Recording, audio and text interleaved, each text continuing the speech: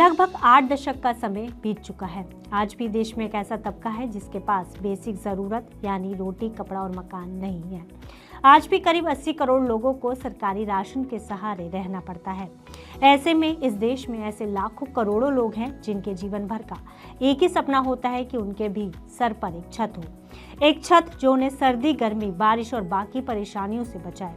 इसी को देखते हुए मौजूदा मोदी सरकार ने पहले से चल रही इंदिरा आवास योजना को बदलकर 2016 में प्रधानमंत्री आवास योजना की शुरुआत की। इस बजट में इस स्कीम पर सरकार ने एक बड़ा फंड का ऐलान किया। आज के इस वीडियो में इसी स्कीम पर हम डिटेल में चर्चा करेंगे और समझेंगे कि सरकार का ये कदम देश के उन लोगों को जो झुग्गियों में, स्लम्स में और अनऑथराइज्ड कॉलोनीज में रहने को मजबूर है, उनके लिए एक वरदान की तरह कैसे साबित हो रहा है और इस बड़े हुए बजट के क्या मायने हैं।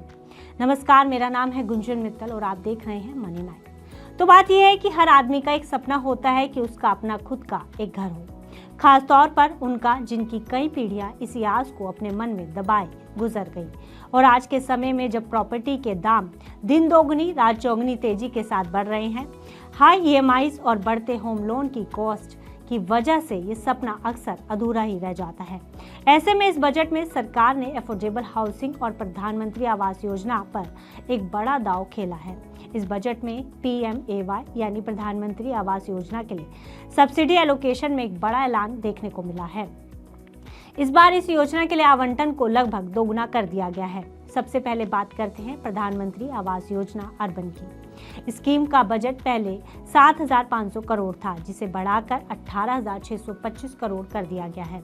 इसके अलावा सरकार 1 सितंबर 2024 को सरकार प्रधानमंत्री आवास योजना अर्बन 2.0 लेकर आई, जो अपने शुरुआती साल में करीब 1 करोड़ लोगों को अफोर्डेबल हाउसिंग देने के लिए लाई गई थी, जिसे अब बढ़ाकर 2.24 करोड़ कर दिया गया है। स्कीम में विधवाओं, single women, persons with special abilities, senior citizens, transgenders, scheduled caste, scheduled tribes, minorities और दूसरे वल्नरेबल सेक्शन को विशेष वरीयता देने का प्रपोजल किया गया था। अब इस बजट में सरकार ने स्कीम को एक बड़ा पुश दिया है। इस स्कीम का बजट जो कि शुरुआत में सिर्फ 300 करोड़ ही था, वो अब बढ़कर 3,000 करोड़ पर पहुंच गया है। अब तक इन 2.24 करोड़ घरों में से करीब 1.22 करोड़ घर बनाए जा चुके हैं। अब इस पुश से स्कीम को एक बड़ा मोमेंटम मिलेगा। स्कीम में एक परिवार या बेनिफिशियरी को सरकार से 1.80 लाख की सहायता मिलती है और वो भी 5 एनुअल इंस्टॉलमेंट्स में। अब चूंकि शहर में घर बनाने के लिए पैसे काफ़ी कम हैं, इसलिए सरकार ने इसमें होम लोन पर भी रिवर्क किया है।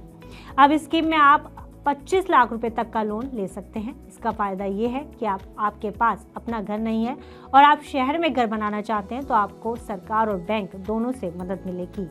इसके अलावा अगर आप बात करें स्कीम के दूसरे पार्ट यानी प्रधानमंत्री आवास योजना ग्रामीण की, तो इस बजट में इस पर भी बराबर का ध्यान देने की कोशिश की गई है।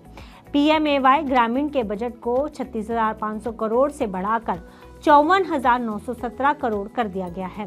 सरकार का लक्ष्य लगभग 4.95 करोड़ ग्रामीण घर बनाना है, जिनमें से 3.97 करोड़ बेनिफिशियरीज पहले ही रजिस्टर्ड किए जा चुके हैं। इसके अलावा एक्सपर्ट्स का मानना है कि इस इन्वेस्टमेंट का असर सिर्फ घरों तक सीमित नहीं रहेगा। जब टियर 2 और टियर 3 शहरों में इससे कंस्ट्रक्शन बढ़ेगा, तब लेबर की डिमांड भी उसी हिसाब से बढ़ेगी, जिससे इन शहरों में और जॉब्स क्रिएट होंगी। इसके अलावा इससे कंस्ट्रक्शन मटेरियल जैसे सीमेंट और स्टील की खपत भी बढ़ेगी, जिससे सरकार के खजाने में भी बड़ा इजाफा होगा और ये एक मेजर ग्रोथ ड्राइवर बनेगी। यही वजह है कि रेटिंग एजेंसीज इन जैसी स्कीम्स को इकोनॉमी ड्राइवर और मल्टीप्लायर इफेक्ट क्रिएट करने वाला कह रही है। कुल मिलाकर बजट 2026 ने हाउसिंग सेक्टर को लेकर एक क्लियर रोड मैप पेश किया है। कहीं ना कहीं सरकार की यही कोशिश है कि शहरों में घरों के इस क्रंच को कम किया जाए और सबको रहने का और आगे बढ़ने का मौका मिले, क्योंकि जब बेहतर शिक्षा, स्वास्थ्य और सुरक्षा की तलाश में एक बड़ी आबादी शहरों की ओर पलायन कर रही है, तो ऐसे में शहरों में घर सिर्फ कुछ लोगों तक ही सीमित नहीं रहने चाहिए। इसकी पहुंच सब तक होनी चाहिए। सब्सिडी, लोन स्ट्रक्चर और स्ट्रॉन्ग पॉलिसी सपोर्ट के साथ देश की ज़रूरत और सरकार की कोशिश हाउसिंग फॉर ऑल का सपना और अब ज़्यादा रियलिस्टिक नजर आ रहा है। बाकी सरकार के इस कदम पर आपका क्या सोचना है? अपनी राय हमें कमेंट बॉक्स में लिखकर जरूर बताइएगा। साथ ही ऐसी पर्सनल फाइनेंस, गवर्नमेंट पॉलिसीज और बजट से जुड़ी खबरें जानने के लिए देखते रहें मनी 9। ग्लोबल संकेतों के दम पर कैसे खुलेंगे हमारे बाजार? क्या कह रही हैं खबरें और ब्रोकरेज रिपोर्ट्स? किन शेयरों में बनेगा पैसा? बाजार खुलने के बाद क्या खरीदें? किन शेयरों को करें पोर्टफोलियो से बाहर? कैसा रहा बाजार का दिन भर का कारोबार?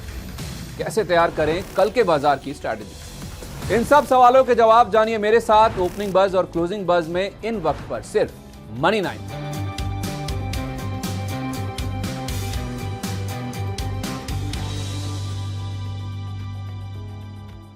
मनी 9 लाया है मेंबरशिप प्रोग्राम मनी 9 प्राइम। अब आपके दिमाग में कई सारे सवाल होंगे, मसलन आखिर क्या है ये मनी 9 प्राइम? आपके लिए यानी दर्शकों के लिए इसके क्या फायदे हैं? और एक बड़ा सवाल ये कि मनी 9 प्राइम से आखिर जुड़ना कैसे है? तो इसकी पूरी जानकारी हम आपको देने जा रहे हैं।